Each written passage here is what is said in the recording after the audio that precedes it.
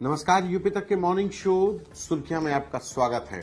इस सेगमेंट में हम बताएंगे वो खबरें जिनका आपसे है सरोकार, जिनका है उत्तर प्रदेश की सियासत, समाज और पुलिस से वास्ता। तो शुरुआत अमर उजाला अखबार से। अमर उजाला अखबार ने हेडलाइन तो इस समय पर भारत और पाकिस्तान के बीच ऑपरेशन सिंदूर के बाद फैले तनाव और उसके बाद भारत के द्वारा आतंकियों के खिलाफ की जा रही कार्रवाई ही है। आतंक के खात्मे तक सिंधु जल संधि की बहाली नहीं। जयशंकर की ट्रंप को 2-2, कश्मीर पर तीसरे देश की मध्यस्थता नामंजूर। पुलवामा में जैश के 3 आतंकी ढेर। लेकिन उत्तर प्रदेश से जुड़ी खबर अगर देखें तो पहली जो खबर है वो है समाजवादी पार्टी के थिंक टैंक चाणक्य कहे जाने वाले प्रोफेसर रामगोपाल यादव के दिए गए बयान पर। कल रामगोपाल यादव मुरादाबाद में थे।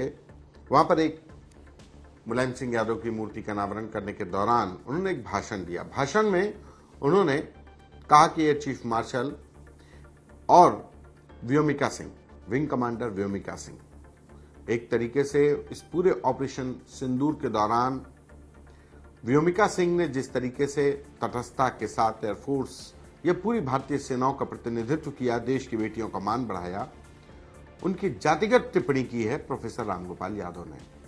को जाटो बताते हुए मंच से टिप्पणी की। हालांकि उन्होंने बाद में कहा कि ये पीडीए का हिस्सा है, बीजेपी वाले नहीं जानते हैं, तो ये तमाम बातें कही। लेकिन इसके बाद उत्तर प्रदेश में जाति को लेकर एक बार फिर सियासत गर्मा गई है और प्रोफेसर रामगोपाल यादव के इस बयान का जवाब सबसे पहले उत्तर प्रदेश के मुख्यमंत्री योगी आदित्यनाथ ने दिया और समाजवादी पार्टी की जातिगत धार्मिक आधार पर की जा रही राजनीति पर बीजेपी अब हमलावर है। लगातार रामगोपाल यादव को घेरा जा रहा है। हालांकि आज सुबह रामगोपाल यादव ने इसका पलटवार भी किया है। उन्होंने एक तरीके से अपने एक्स के पोस्ट पर बीजेपी को घेरने की कोशिश की है कि बीजेपी ही धार्मिक और जातिगत राजनीति करती है, बंटवारे की राजनीति करती है। इसके बाद जो दूसरी खबर है, बांके बिहारी कॉरिडोर, मंदिर कोष से खरीदी जाएगी भूमि।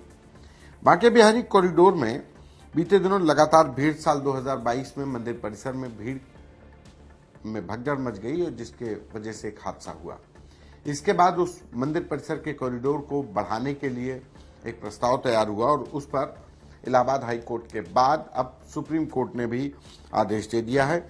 बांके बिहारी मंदिर कॉरिडोर के लिए मंदिर के पास 5 एकड़ जमीन अधिग्रहण की अनुमति दे दी गई है और यह कॉरिडोर 500 करोड़ रुपए से बनाया जाएगा। सुप्रीम कोर्ट में इसकी सुनवाई हुई थी। इसके बाद कम आबादी वाली ग्राम पंचायतों को विकास के लिए भरपूर पैसा मिलेगा। यानी कि जो ग्राम पंचायतें कम आबादी की हैं वहां पर भरपूर पैसा दिया जाएगा। ऐसा नहीं है कि कम आबादी है तो वहां पर उनके विकास के लिए पैसे में कोई कमी आएगी। दूसरी खबर, एडेड और स्ववित्त पोषित माध्यमिक स्कूलों में समर कैंप की अनिवार्यता खत्म। मैं इस खबर को इसलिए आपको बता रहा हूं क्योंकि बीते दिनों इस समर कैंप को लेकर एक विवाद खड़ा हुआ जब चंद्रशेखर आजाद, जो नगीना से सांसद हैं आजाद समाज पार्टी के, उन्होंने एक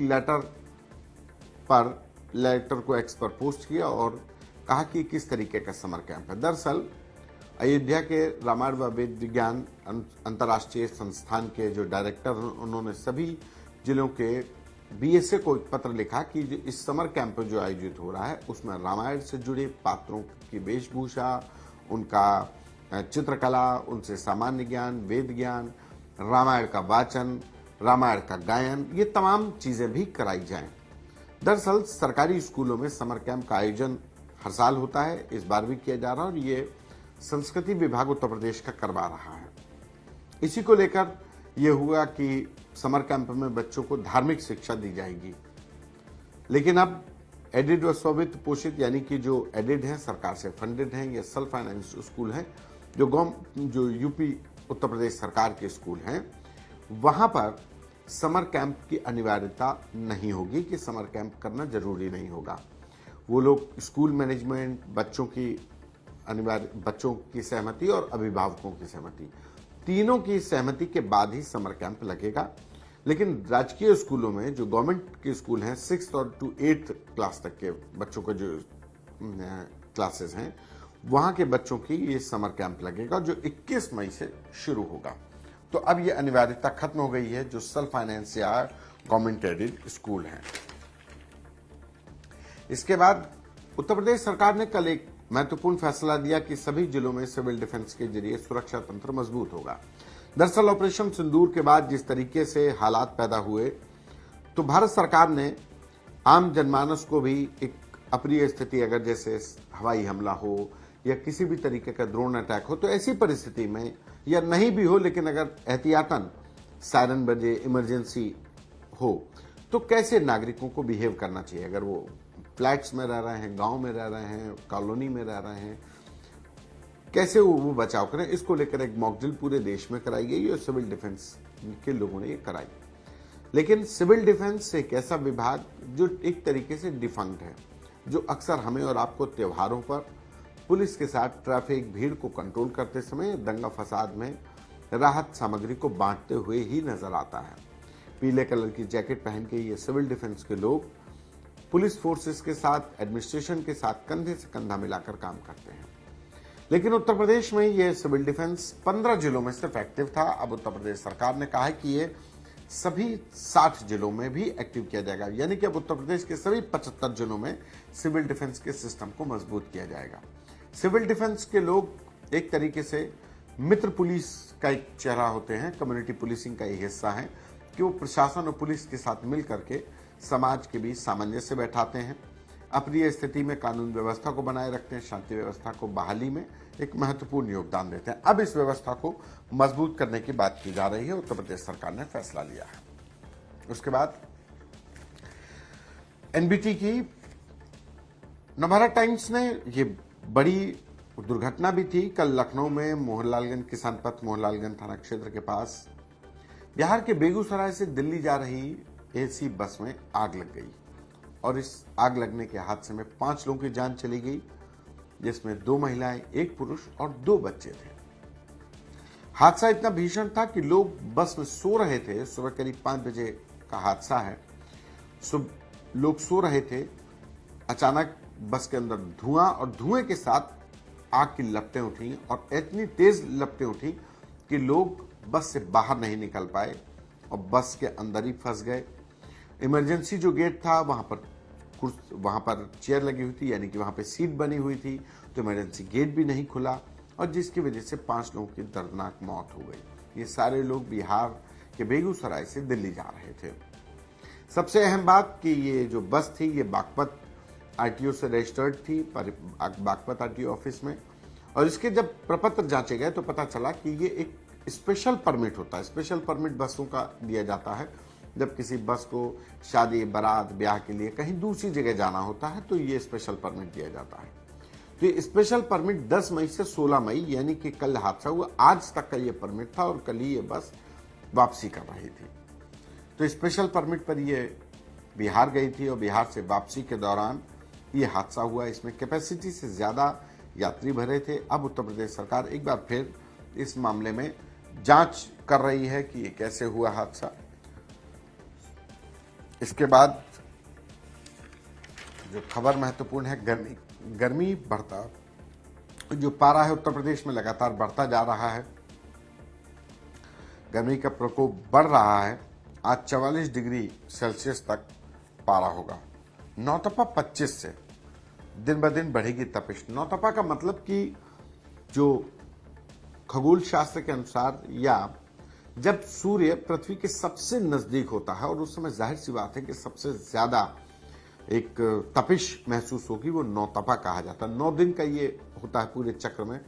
तो ये नौतपा 25 मई से शुरू होगा, यानी कि 9 दिनों तक। 25 मई की दोपहर 3 बजे से रोहिणी नक्षत्र से सूर्य का प्रवेश होगा, यानी कि 9 दिनों तक लगातार ऐसी ही गर्मी भीषण अभी देखने को मिलेगी। इसके बाद बारी हिंदुस्तान अखबार की। तो हिंदुस्तान अखबार, यूपी में अब शहरों की तर्ज पर बनेंगे पंचायत उत्सव भवन। कल उत्तर प्रदेश सरकार ने कैबिनेट की बैठक में एक बड़ा निर्णय लिया है कि ग्राम पंचायतों में शादी, मुंडन, ब्याह के लिए, चूंकि शहरों की तरह वहां पर लॉन्स नहीं होते हैं, होटल नहीं होता है, बैंक्वेट हॉल नहीं होते हैं, तो ऐसे में गांव में एक उत्सव भवन बनाया जाएगा जहां पे शादी ब्याह हो सकेंगे। उसको पंचायत उत्सव का नाम दिया जाएगा। कल कैबिनेट की बैठक में इसका निर्णय लिया गया। इसके बाद संविदा कर्मियों ने शक्ति भवन घेरा। जाम शक्ति भवन उत्तर प्रदेश के बिजली विभाग का एक मुख्यालय और बिजली के निजीकरण को लेकर लगातार कर्मचारी संगठन लामबंद है। और अब दैनिक जागरण अखबार ने खबर एक जो उत्तर प्रदेश से भी जुड़ी है कि भारत में काम नहीं करेगी तुर्की की कंपनी सेलेबी। सेलेबी तुर्की की कंपनी है और इसके 9 एयरपोर्ट्स पर ये कार्गो का काम करती है, जिसको कि अब इस कंपनी के लाइसेंस को या व्यापार पर रोक लगा दी गई है। ऐसे ही लखनऊ में ड्रैगन पास कंपनी चाइना बेस्ड कंपनी थी, इसका मुख्यालय चाइना में था। इससे भी अडानी ग्रुप ने अपना करार कैंसिल कर दिया है, ड्रैगन पास से भी। तो ये ऑपरेशन सिंदूर के बाद तुर्की और अजरबैजान जैसे जिनको हम अपना दोस्त समझते थे, उन देशों ने जो मौका परस्ती दिखाई, उसके बाद अब भारत ने भी अपना कड़ा विरोध जताना शुरू कर दिया है। उनके व्यापार पर सीधा असर दिखने लगा है।